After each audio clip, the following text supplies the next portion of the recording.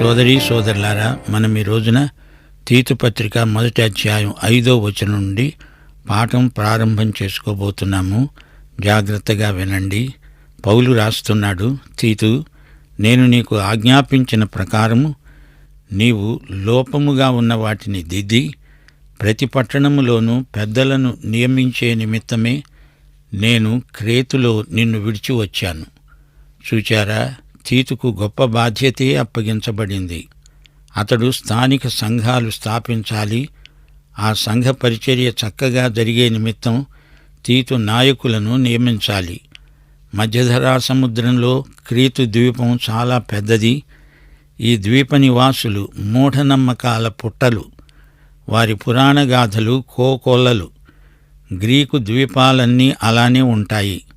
Mannose అనే దేవత వచ్చి ఈ క్రీతీయులకు న్యాయశాస్త్ర సూత్రాలు నేర్పిందట. మైనోస్ దేవుడు క్రేతువారికి సాయం చేయడానికి సముద్రయానం చేసే వ్యాపారులను జయించాడు. ఈ దేవత సముద్ర ప్రయాణాలకు అధిపతి అని చెప్పుకుంటారు. ట్రోజన్ యుద్ధం అయిపోయాక క్రేతు ద్వీపమందలి ముఖ్య పట్టణాలు ప్రత్యేక రాజ్యాలను రూపొందించుకున్నాయి. క్రీస్తుపూర్వం 67వ సంవత్సరంలో రోము ఈ ద్వీపాన్ని ఆక్రమించుకుంది.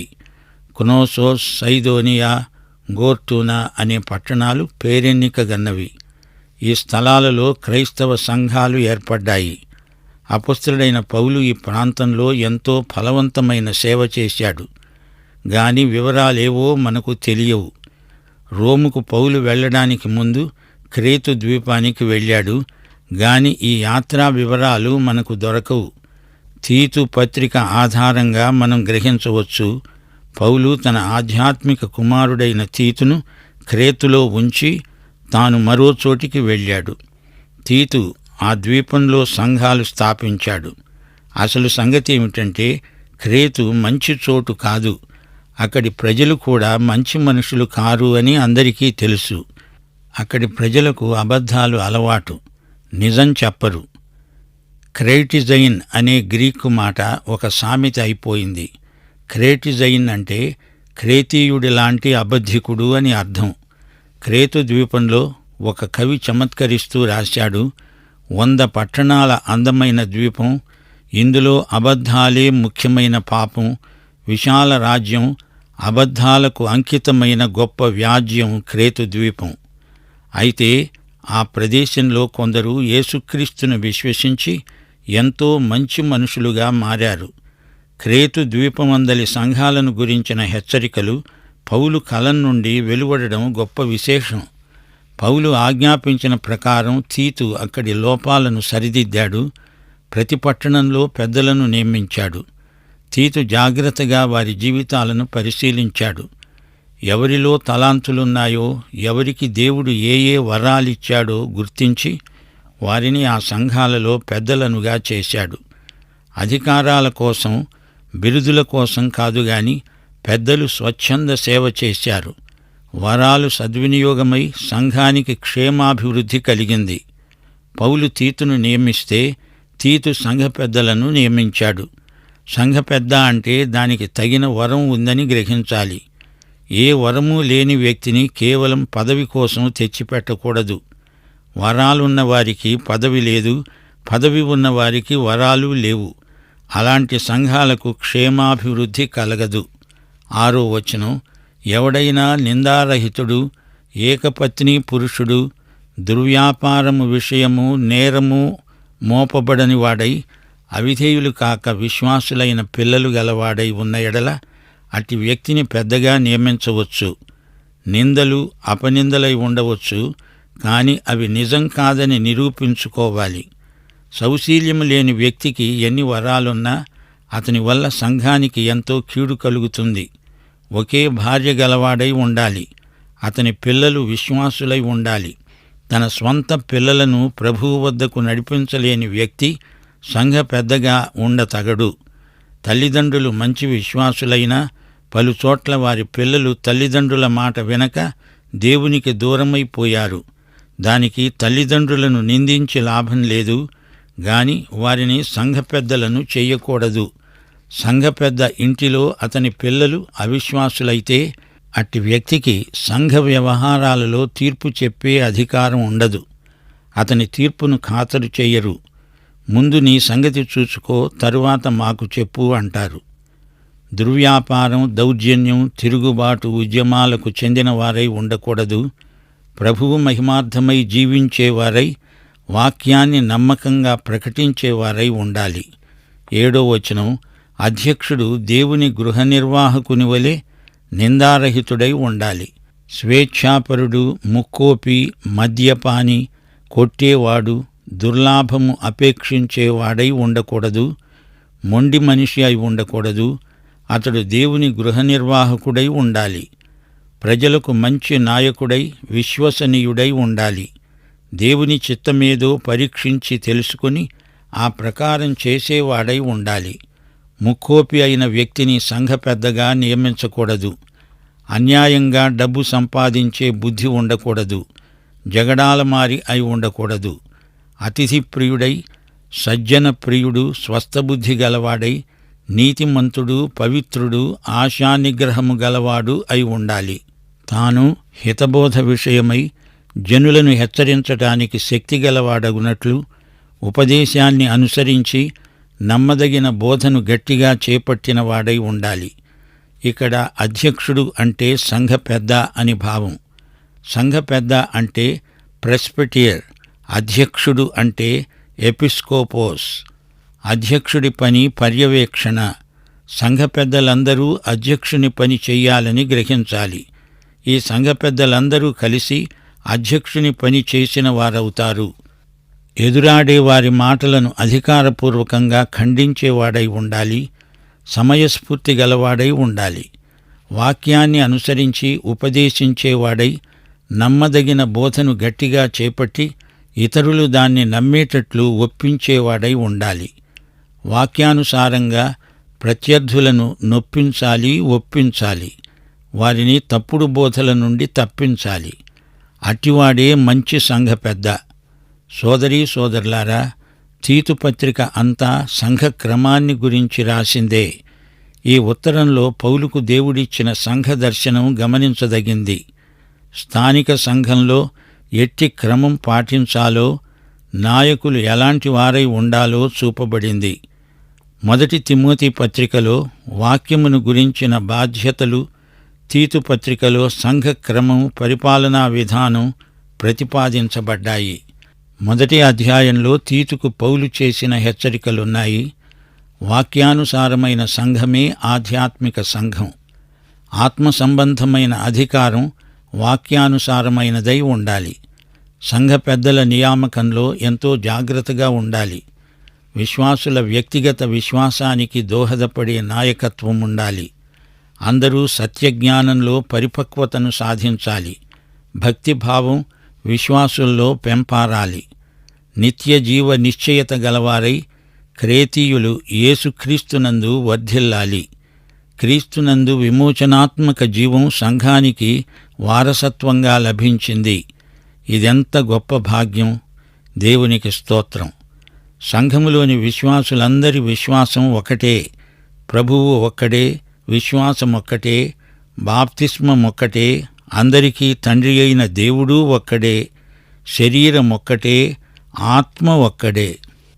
తీతు పత్రిక 1వ అధ్యాయం 5 నుండి 9వ వచనం వరకు మనం ఎన్నో సంగతులు విన్నాము. సంఘ పెద్దలు, అధ్యక్షులు, వీరి బాధ్యతలు ఎంత ముఖ్యమైనవో గుర్తించాము. వీరందరూ వాక్యాన్ని బోధించగలరు, నేర్పగలరు. వీరు దేవుని గృహ నిర్వాహకులు. పరిచర్య ధర్మం క్రమంగా జరిగేటట్లు చూచే బాధ్యత వీరిది. ఆధ్యాత్మిక సత్యానికి సంఘ పెద్దలు ధర్మకర్తలు. దేవుని వాక్యాన్ని సంఘ వ్యవహారాలన్నింటిలో అమలుపరచవలసిన నాయకులు వీరే. వాక్యం నేర్పేవాడు జీవితాంతము బైబిలు విద్యార్థి అయి ఉండాలి. చెప్పేది చెయ్యాలి, చేసిందే చెప్పాలి. ఈ అధ్యాయంలోని మరికొన్ని విశేషాలు 10వ వచనం నుండి వినండి. అనేకులు, విశేషముగా సున్నతి సంబంధులు, అవిధేయులు, వదరుబోతులు, మోసపుచ్చేవారు అయి ఉన్నారు. వారి నోళ్లు మూయించాలి. అట్టివారు ఉపదేశింపకూడని వాటిని దుర్లాభము కొరకు ఉపదేశిస్తూ కుటుంబాలనే పాడు చేస్తున్నారు. వారిలో ఒకడు, అనగా వారి స్వంత ప్రవక్తలలో ఒకడు అన్నాడు, క్రేతీయులు ఎల్లప్పుడూ అబద్ధికులు, దుష్ట మృగములు, సోమరులైన తిండిపోతులు అయి ఉన్నారు. ఈ సాక్ష్యము నిజమే.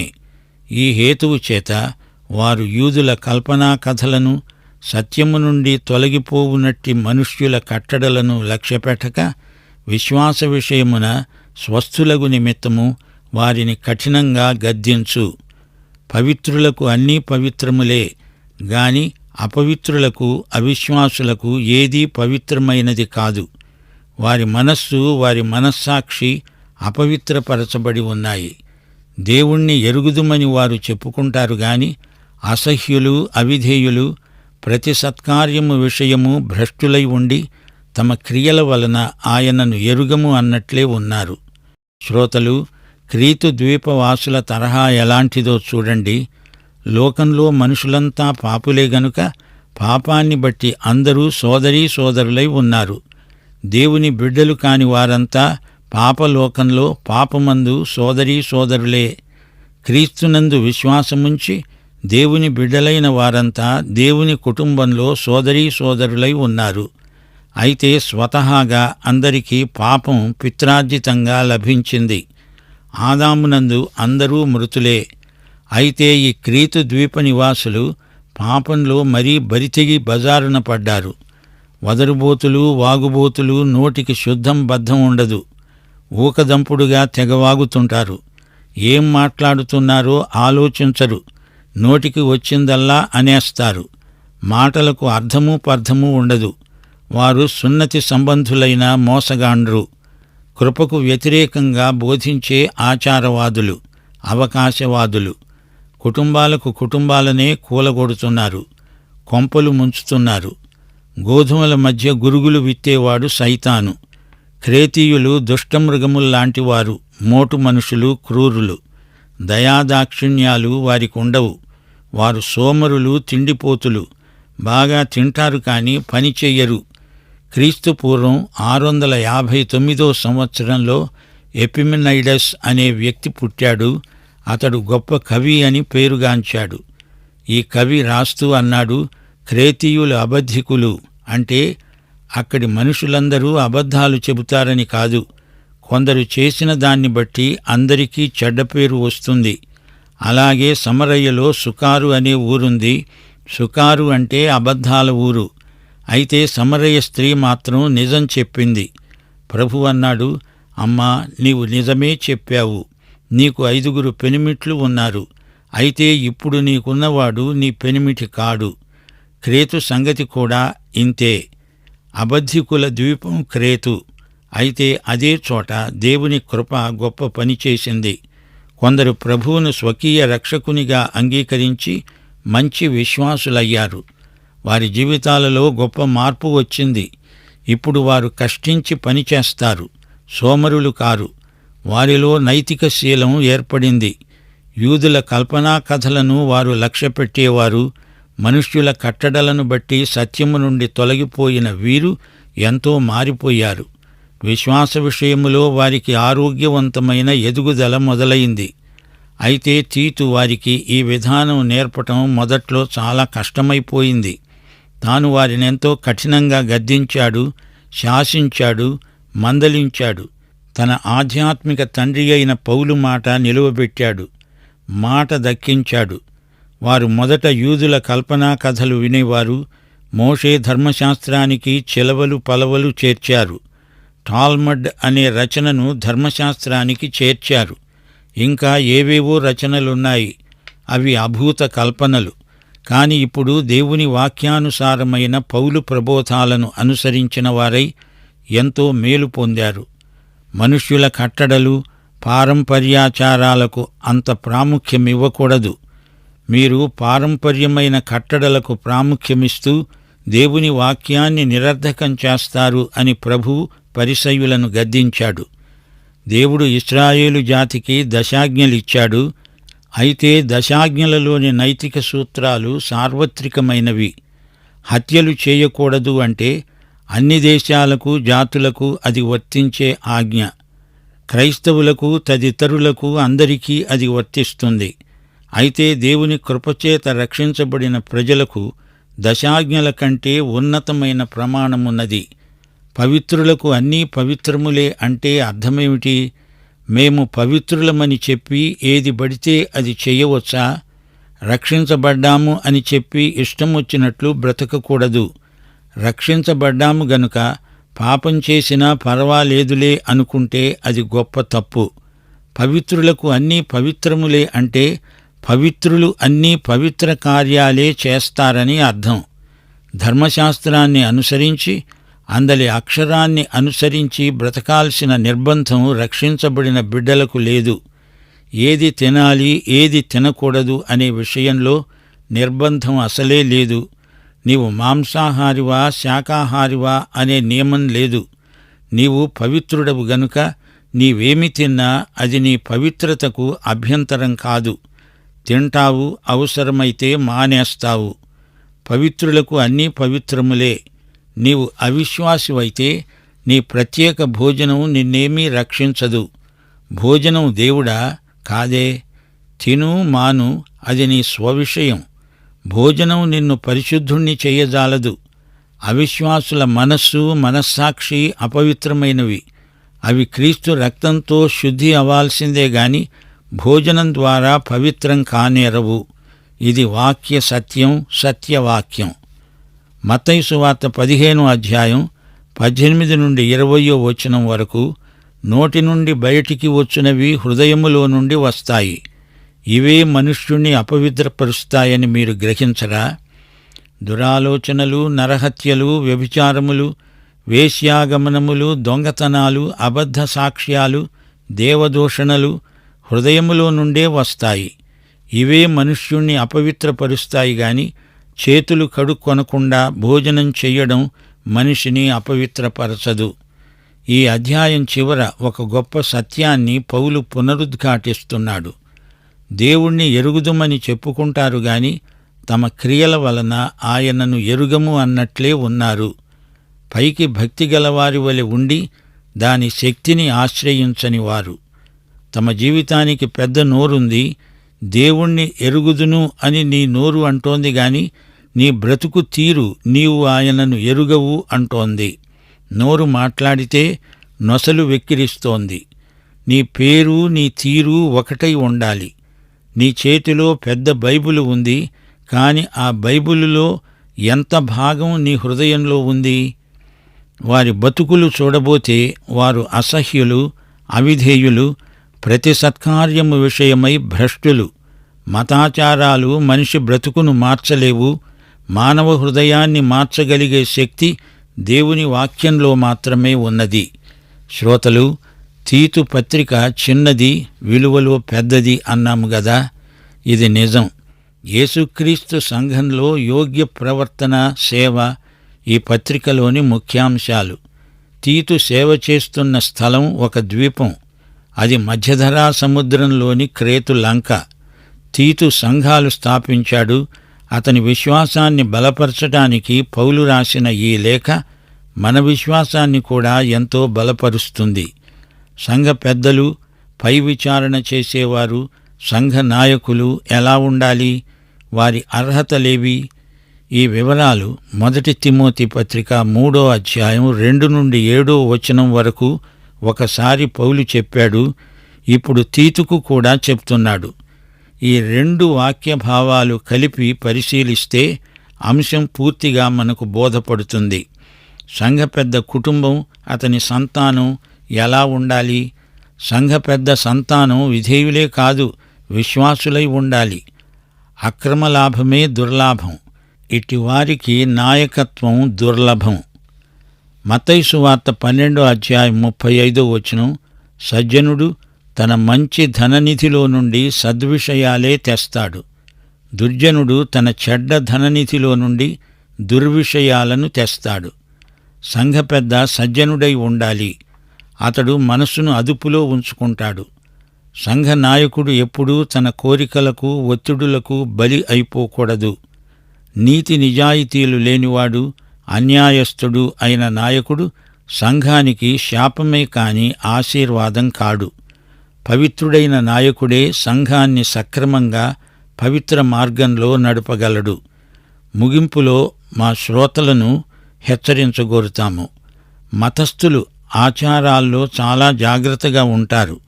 రక్షణ లేని పాపులు ఏది ముట్టినా అపవిత్రమే. పవిత్రులకు అన్నీ పవిత్రములే. అయితే నిన్నొక వ్యక్తిగత ప్రశ్న అడగాలి. నీవు యేసుక్రీస్తును నీ స్వకీయ రక్షకుడుగా ఎరుగుదువా? లేకపోతే ఇదే అనుకూల సమయం, ఇదే నీ రక్షణ దినం. పాఠం ఇంతటితో సమాప్తం. దైవాశీస్సులు. ఆమేన్.